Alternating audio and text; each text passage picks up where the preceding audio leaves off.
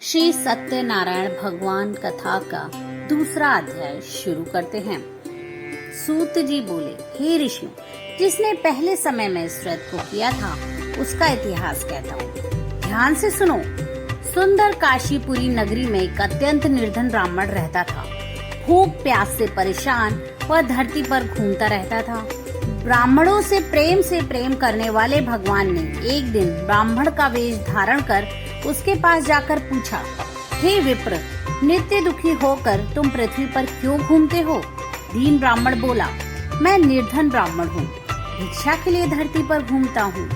हे भगवान, यदि आप इसका कोई उपाय जानते हो तो बताइए। वृद्ध ब्राह्मण कहता है कि सत्यनारायण भगवान मनोवांछित फल देने वाले हैं, इसलिए तुम उनका पूजन करो। इसे करने से मनुष्य सभी दुखों से मुक्त हो जाता है। वृद्ध ब्राह्मण बनकर आए सत्यनारायण भगवान उस निर्धन ब्राह्मण को व्रत का सारा विधान बताकर अंतर्ध्यान हो गए। ब्राह्मण मन ही मन सोचने लगा, जिस व्रत को वृद्ध ब्राह्मण करने को कह गया है मैं उसे जरूर करूँगा। यह निश्चय करने के बाद उसे रात में नींद नहीं आई। वह सवेरे उठकर सत्यनारायण भगवान के व्रत का निश्चय कर भिक्षा के लिए चला गया। उस दिन निर्धन ब्राह्मण को भिक्षा में बहुत धन मिला, जिससे उसने बंधु बांधवों के साथ मिलकर श्री सत्यनारायण भगवान का व्रत संपन्न किया। भगवान सत्यनारायण का व्रत संपन्न करने के बाद वह निर्धन ब्राह्मण सभी दुखों से छूट गया और अनेक प्रकार की संपत्तियों से युक्त हो गया। उसी समय से ये ब्राह्मण हर माह इस व्रत को करने लगा। इस तरह से सत्यनारायण भगवान के व्रत को जो मनुष्य करेगा वह सभी प्रकार के पापों से छूटकर मोक्ष को प्राप्त होगा। जो मनुष्य इस व्रत को करेगा वह सभी दुखों से मुक्त हो जाएगा। सूत जी बोले, इस तरह से नारद जी से नारायण जी का कहा हुआ श्री सत्यनारायण व्रत को मैंने तुमसे कहा। हे विप्रो, मैं अब और क्या कहूँ? ऋषि बोले, हे मुनिवर, संसार में उस विप्र से सुनकर और किस किसने ये व्रत किया, हम सब इस बात को सुनना चाहते हैं। इसके लिए हमारे मन में श्रद्धा का भाव है। सूत जी बोले, हे मुनियों, जिसने इस व्रत को किया वह सब सुनो। एक समय वही विप्र धन व ऐश्वर्य के अनुसार अपने बंधु बांधवों के साथ इस व्रत को करने को तैयार हुआ। उसी समय एक लकड़ी बेचने वाला बूढ़ा आदमी आया और लकड़ियां बाहर रखकर ब्राह्मण के घर के अंदर गया।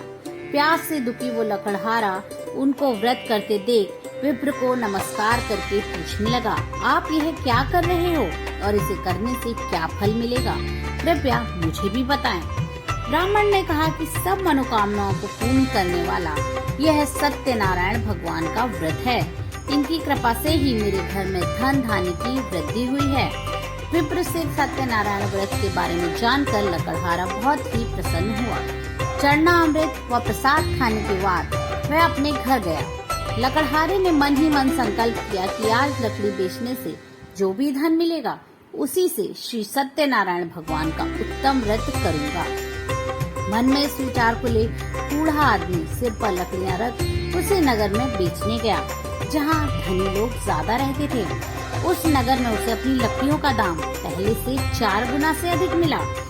बूढ़ा प्रसन्नता के साथ दाम लेकर केले, शक्कर, घी, दूध, दही और गेहूं का आटा ले आया और सत्यनारायण भगवान के व्रत की अन्य सामग्रियां लेकर अपने घर आ गया। वहाँ उसने अपने बंधु बांधवों को बुलाकर विधि विधान से सत्यनारायण भगवान का पूजन और व्रत किया।